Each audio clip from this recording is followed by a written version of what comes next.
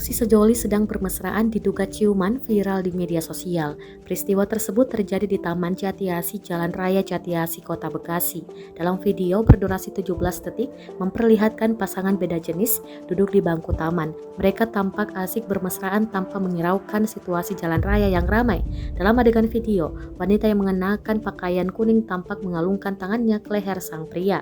Kepala kedua pasangan sejoli ini tampak berhadapan dalam video yang viral. Kondisi ini seolah terlihat seperti sedang berciuman.